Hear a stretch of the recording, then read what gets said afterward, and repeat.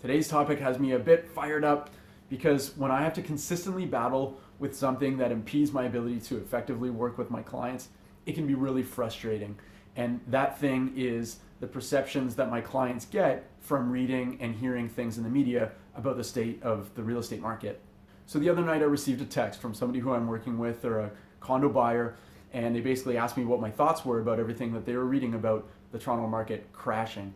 I also hosted a seminar the other night for home sellers, and when it got to the point of my presentation where I was talking about listing strategy and underlisting and there being multiple offers and that being still really prevalent in the market, somebody in the audience raised their hand and said, "Wait, what are you talking about? Like, I thought that strategy was over and the market was dead and things were on the decline and et cetera, et cetera."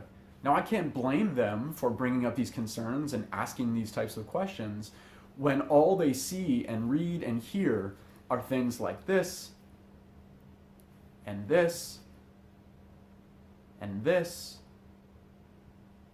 and this. And if they were on Facebook and they were scrolling down their newsfeed, they probably would have seen a blog TO article that looked like this. And if they do what not a lot of people actually do, and is to actually go past the headline and read the articles, they would read quotes like this one from CTV News,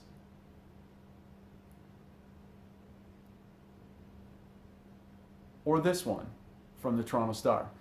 And these headlines, these articles are basically saying or making you feel like the whole real estate market is coming crashing down around us. And the fact is that it's just not true.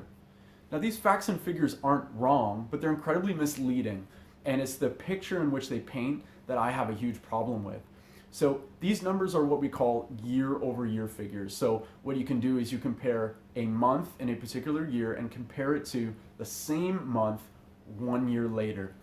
So when these articles are talking about sales or prices being down, they're comparing April of 2017 with April of 2018 and ignoring the 11 months between those two time periods. Now, 2017, specifically February, March, and April, were totally insane months. We hadn't seen anything really like that before, except maybe in the late 80s, but even then, that took a little bit of a longer time period for the spikes in sales and transactions, new listings, and prices to even happen. What the media also does is they conveniently leave out figures and facts that don't fit the narrative of what they're trying to talk about. So for example, they talk about sales being down 32% year over year compared with April of last year to April of now. That's absolutely correct. You know what else is down? New listings. So of course, if there are less things coming to the market, there's going to be less sales. New listings are down almost 25%. But that figure is really, really hard to find unless you read almost every article that there is out there about the real estate market. Here's another example. They say that average prices are down. That's absolutely true. You know what else they leave out? The fact that prices are up almost 13% from January to now in the city of Toronto. Does that sound like a declining market to you at all, where prices have gone up for 4 months in a row, actually 5 months in a row if you factor in December of 2017? Prices are on the rise month after month after month. Sound like the market is crashing to you? Now, that person who sent me a text, they're actually a condo buyer, as I mentioned, and the condo market is actually up 4% year over year when you compare April of this year to April of last year. So in the time where they're talking, by they I mean the media, are talking about prices have come down and et cetera, condo prices have only risen since we saw that peak price time in April of last year for the whole market in general. And the condo prices are up quite a bit, actually, more than the 13% from January until now.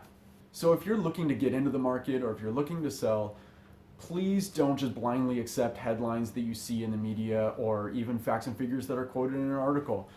Do what my client did. Reach out to the person that you're working with, or reach out to somebody who you think you might want to work with, or reach out to multiple people who are in the industry and get their thoughts, get their opinions, get them to give you information that's relevant to your situation, whether it be property type or neighborhood or whatever the case is. Talk to a professional. Don't just blindly accept things. Ask questions, and you'll get the information that you're looking for. You'll get the information that fits your situation. So I hope I didn't talk too fast, because this one has me a little bit more excited than usual, this topic. But thank you again for watching. Have a look for the next video, and I hope to see you next time.